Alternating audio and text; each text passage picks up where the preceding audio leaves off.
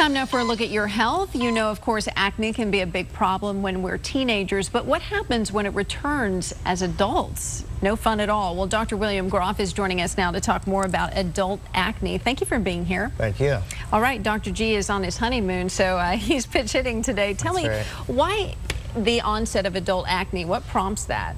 Well, for a lot of patients, it's not the onset in adulthood, but it's just a continuation. Is that right? Yeah, absolutely. But for a lot of women, sometimes fluctuations in hormone levels with pregnancy, maybe as they get near the menopausal age, can cause a flare of acne as well. So are those the main differences between teenage acne and adulthood acne? Well, hormones definitely play a larger role in women, you know, with estrogen levels changing, but the primary cause of acne are essentially the same and can be treated the same. All right, well, let's talk about some of the things that can make it worse or better. Is diet a part of that, or? That's an interesting point. Until about 5 years ago, we thought that diet didn't really play a role, but several studies have come out showing that milk and dairy products in a small subset of patients can make their acne much worse.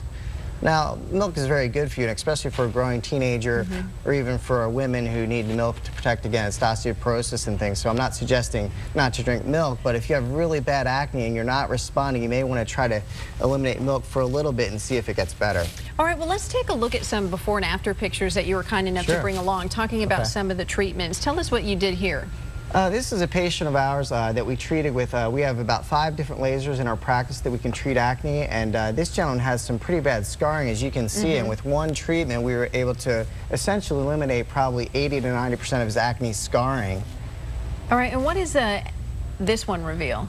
This one's a patient with active inflammatory acne, and we were able to do a procedure called PDT, which is a light-based therapy. We put a topical solution on the skin and then expose the skin to light. It has really almost no downtime, and this is the same thing here. You can see some really remarkable results. And a lot of patients don't want to take pills. They don't want to use creams on their skin that can be irritating or inflammatory. So a lot of patients love to do these laser procedures because there's really no downtime and you get some really nice results. And really, they weren't around, you know, years ago, and it was a self-esteem issue for people, and so that's nice. There's a way to eradicate it. Well, thank you, Dr. Groff. It's so nice to have you here. And hey, we got some solutions for what can be really a terrible problem to take you into adulthood.